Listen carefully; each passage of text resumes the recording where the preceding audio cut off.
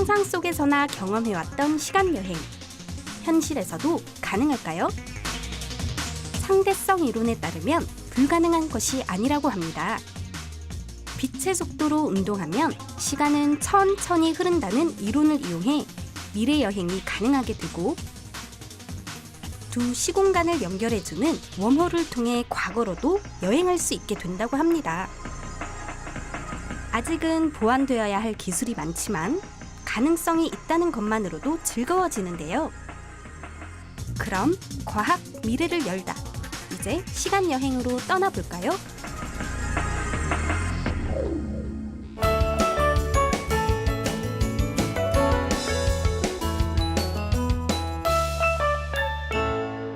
안녕하세요. 과학 미래를 열다 남순건입니다. 오늘 저는 시간 여행에 관한 이야기를 하고자 하는데요. 정말 현실에서 가능한 일일까? 아니면 영화나 드라마 속에서만 가능하지 않나 하는 생각이 드시죠? 오늘 이 시간에는 우리의 상상 속 시간 여행을 과학적으로 한번 풀어보고자 하는데요. 시간 여행은 정말 현실에서 가능할까요? 지금 바로 시간 여행 속으로 들어가 보겠습니다.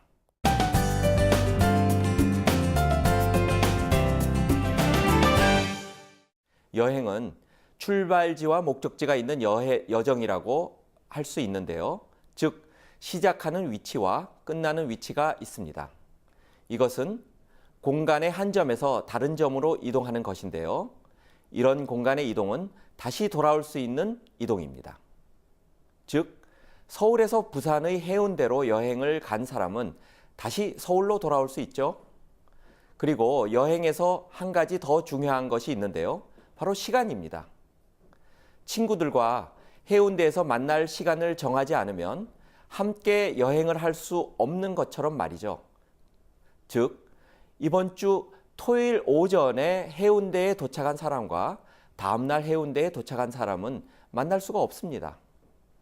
당연한 얘기이기도 하지만 여기서 중요한 건 우리가 같은 시간에 누군가를 만나 여행할 수 있는 것은 서로 시간에 대한 같은 기준을 갖기에 가능하다는 것이죠.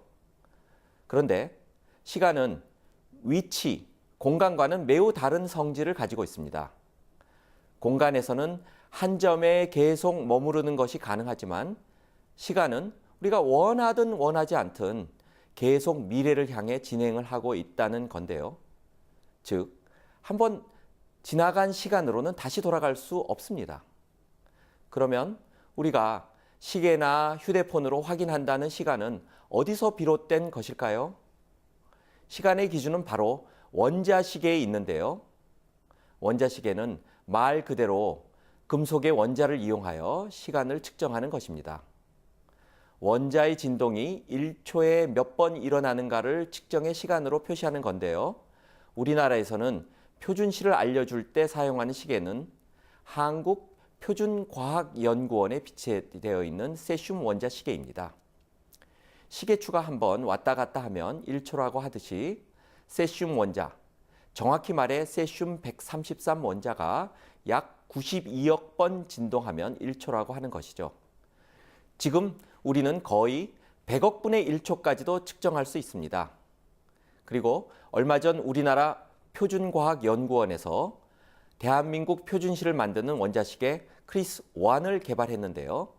크리스1은 표준과학연구원이 독자 개발한 광펌핑 세슘 원자시계입니다. 이 원자시계는 기존의 세슘 원자시계보다 10배 이상 정확도가 향상됐고요. 그 오차는 300만 년에 약 1초 정도라고 하는데요.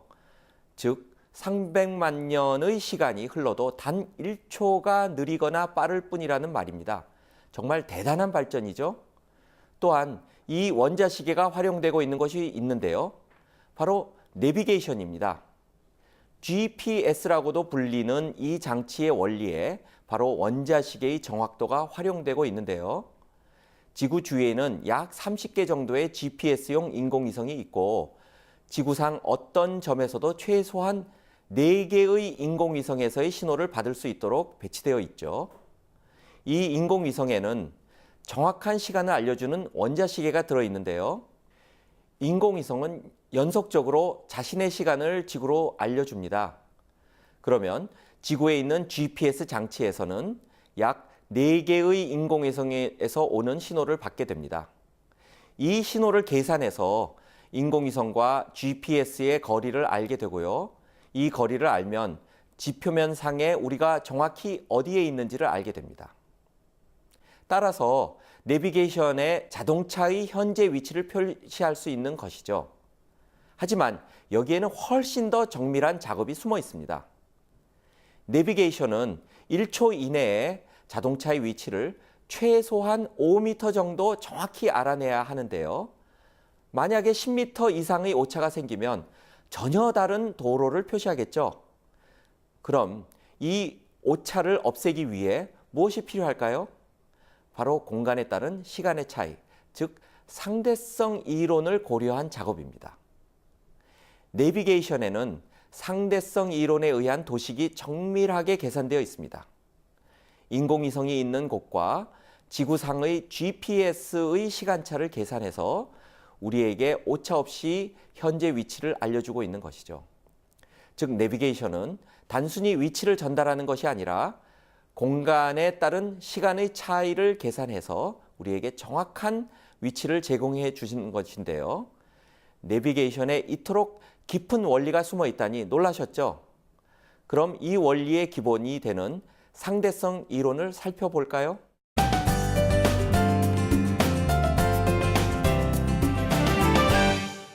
시간 여행을 하기 위해서는 아인슈타인의 상대성 이론에 대한 이해가 필수적인데요. 상대성 이론에는 특수 상대성 이론과 일반 상대성 이론이 있습니다. 그럼 먼저 특수 상대성 이론부터 살펴보겠습니다. 이 이론은 아인슈타인이 1905년에 발표한 이론인데요. 빛의 속도는 불변하며 시간과 공간은 각각 관찰자에 따라 다르게 정의된다는 이론입니다. 이 이론에 의하면 운동하는 물체의 시간은 천천히 흐르게 되는데요. 속도의 최대는 빛의 속도입니다. 따라서 빛의 속도로 운동하는 물체는 무한히 시간이 천천히 흐르게 됩니다. 즉, 시간이 먹게 되죠. 이렇듯 물체의 운동에 따라 시간의 흐름이 달라질 수 있다는 재미있는 결과가 나타나는데요. 이 이론에 따르면 빛의 속도의 95%로 달리는 물체의 시간은 약 3.2배 정도 천천히 흐르게 됩니다.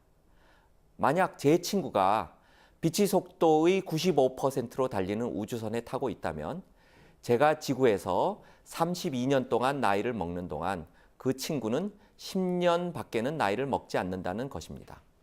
현실적으로는 아직 사람이 이토록 빠른 속도로 이동하기에는 어렵지만 작은 입자들은 입자 가속기를 이용해서 매우 빠른 속도로 가속할 수 있는데요. 이미 1941년에 발견된 사실입니다. 우주에서 날아오는 입자들 중에 뮤온이라는 입자가 있는데요. 이 뮤온은 거의 빛의 속도로 운동하게 될 때 시간이 느려져서 그 수명이 길어지게 되는 것입니다. 이런 현상을 시간 지연이라고 부르게 되는데요. 지금은 아주 잘 정립된 이론이고 실험적으로도 완벽히 재현될 수 있습니다. 그럼 이번에는 아인슈타인의 일반 상대성 이론을 살펴볼까요? 아까 살펴봤던 특수 상대성 이론보다는 좀 더 어렵습니다. 특수 상대성 이론이 전혀 힘을 받지 않는 물체의 운동에 대한 이론이라면 일반 상대성 이론은 중력의 영향을 받는 물체의 운동까지 생각한 이론인데요. 간단히 말하자면 시공간의 개념에 중력을 도입한 것이죠. 일반 상대성 이론에서는 중력을 시공간의 휘어짐이라고 봅니다. 그러면 휘어졌다는 것이 어떤 의미일까요? 예를 들어서 평평하고 두꺼우면서 부드러운 고무 매트가 있다고 가정해 보겠습니다. 그 위에 작은 구슬을 굴린다면 똑바로 굴러가겠죠? 그런데 고무 매트 가운데 무거운 볼링공을 놓아두게 되면 그 매트가 움푹 파이게 되고 그 상태에서 작은 구슬을 굴린다면 휘어져서 굴러가게 됩니다. 바로 이와 같은 원리인데요. 고무 매트는 시공간을, 볼링공은 태양을, 볼링공에 의해 고무 매트가 휘어지는 것은 시공간의 휘어짐, 즉 중력, 그리고 작은 구슬은 지구를 뜻합니다. 즉 고무 매트라는 시공간이 볼링공, 즉 태양에 따른 휘어짐 때문에 지구의 운동이 영향을 받는다는 것이 일반 상대성 이론입니다. 그리고 이렇게 시공간이 휘어지게 되면 공간의 길이가 늘어나는 것처럼 시간의 길이도 늘어나서 시간이 천천히 흐른다고 말할 수 있는데요. 바로 이 말은 중력이 강한 곳에서는 시공간이 많이 휘어 있는 것이니까 중력이 약한 곳보다 시간이 더 천천히 흐르게 된다는 뜻입니다. 이는 이미 1959년에 하버드 대학에서 검증된 사실인데요. 그 대학의 연구팀은 건물의 지하에서와 그리고 중력에서 더 멀리 떨어진, 즉 중력이 상대적으로 약한 22m 높이의 지붕에서 시간을 각각 재어봤더니 시간이 흐름이 다르다는 것을 검증할 수 있었습니다. 즉 지붕의 시간이 지하보다도 1,000조분의 2 정도 빨랐다는 것을 볼 수 있었습니다. 아주 미세한 차이였지만 측정이 가능했었는데요. 이런 실험이 이미 오래전에 이루어졌고 또한 시간의 차이를 증명할 수 있었다는 것이 아주 놀라우실 것입니다. 자, 그럼 이제 이 이론들을 바탕으로 시간 여행을 떠나볼까요?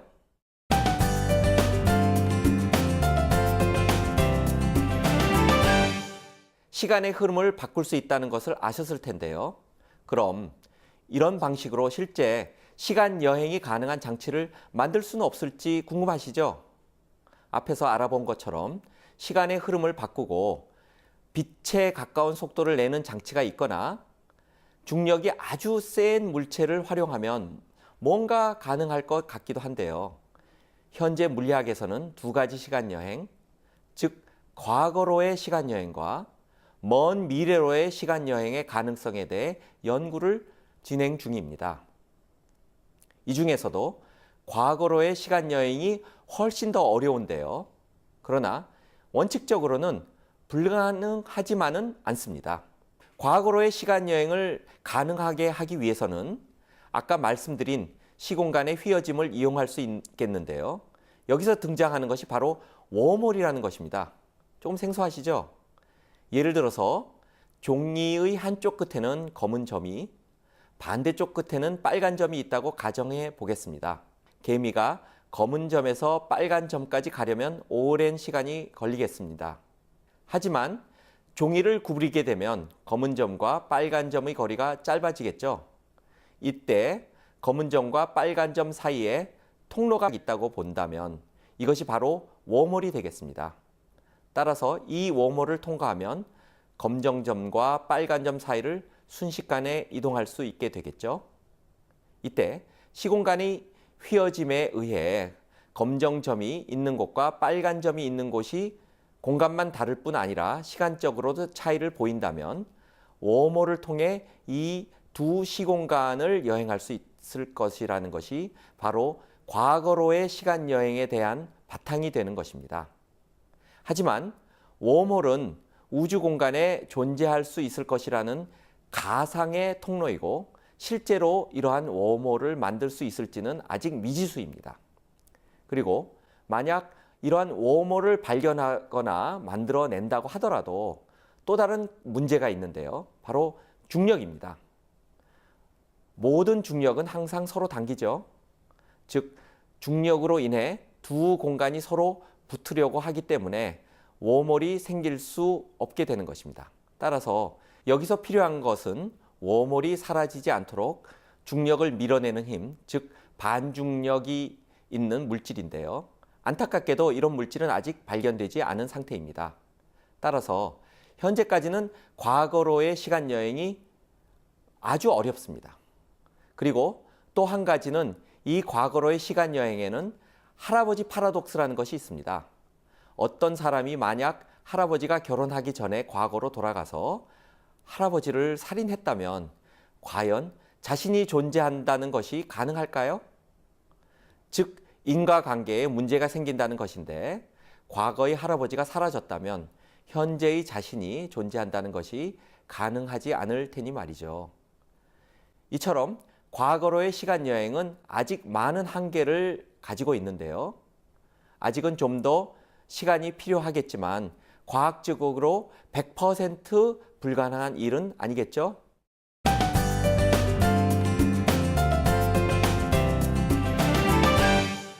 먼 미래로의 시간 여행은 가능할까요? 결론부터 이야기하자면 가능합니다.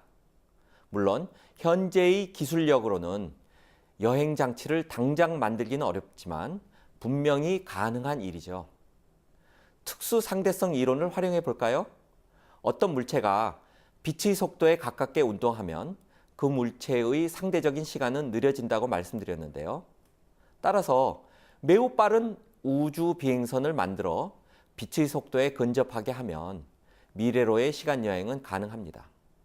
즉, 앞에서도 말씀드린 것처럼 제가 만약 빛의 속도의 95%의 빠르기로 달리고 있는 우주선을 타고 1년을 여행한 후 지구로 돌아오면 지구는 이미 3년 이상의 시간이 흐른 뒤이므로 제가 미래로 온 것이 되는 셈입니다. 그럼 일반 상대성 이론을 활용하면 어떨까요? 이 이론에 의하면 중력이 큰 곳일수록 시간이 느리게 흐른다고 말씀드렸는데요. 따라서 블랙홀 주위에서 시간을 보내고 돌아오면 미래를 경험할 수도 있게 되겠죠. 블랙홀 주변은 중력이 매우 커서 그 주위에 머무를 수만 있다면 시간이 거의 무제한적으로 천천히 흐르게 되니 말이죠. 중력이 큰 곳에 머물게 되면 내가 있는 곳은 천천히 시간이 흐르고 상대적으로 다른 곳의 시간은 빨리 흘러버리니까 우주선을 타고 있던 사람이 다시 지구로 돌아왔을 때는 지구는 훨씬 많은 시간이 흘러간 상태가 되는 것이죠. 즉, 그대로 지구에 머물러 있었다면 도저히 경험할 수 없을 먼 미래로 갈 수 있게 되는 것입니다. 미래로의 시간 여행은 기술적인 어려움은 있지만 절대 불가능하지는 않은데요. 사실 1971년 미국의 하펠과 키팅이라는 두 사람은 원자시계를 여객기에 실어서 2번 실험을 하였습니다. 원자시계가 세계 일주를 2번 하게 되었는데요. 한 번은 동쪽으로 돌게 하였고 한 번은 서쪽으로 돌게 하였습니다. 동쪽으로 돈 비행기는 지구의 자전 효과와 같았기 때문에 더 빠른 속도를 가지고 있었죠. 이런 속도의 차이 때문에 두 원자시계의 시간 차가 나타났는데요. 지표면에 그대로 있었던 원자시계와 수천만 분의 1초 정도 차이가 나는 것을 실제로 확인할 수 있었습니다. 즉, 이미 여객기를 이용하면 몇십 시간 동안에 몇 천만 분의 1초 정도의 미래로 여행하는 기술은 이미 존재한다고 봐야겠죠? 물론 이 정도의 미래로의 시간 여행은 우리가 잘 느끼지는 못할 테지만 보다 빠른 비행처에 보다 오랫동안 머물게 된다면 좀 더 먼 미래로의 시간 여행은 현재의 기술로도 가능하겠죠?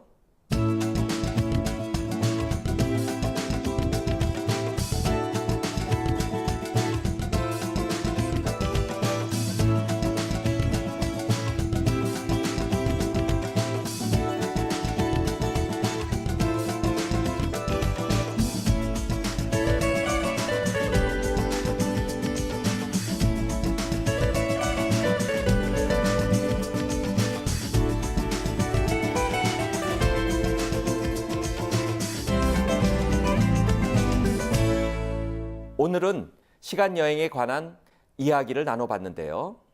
시간 여행이 공상과학에나 등장할 법한 허무맹랑한 이야기가 아닌 과학적으로 분명 가능한 이야기라는 것을 잘 아셨을 것이라 생각됩니다. 오늘은 여기까지고요. 시청해 주신 여러분 고맙습니다.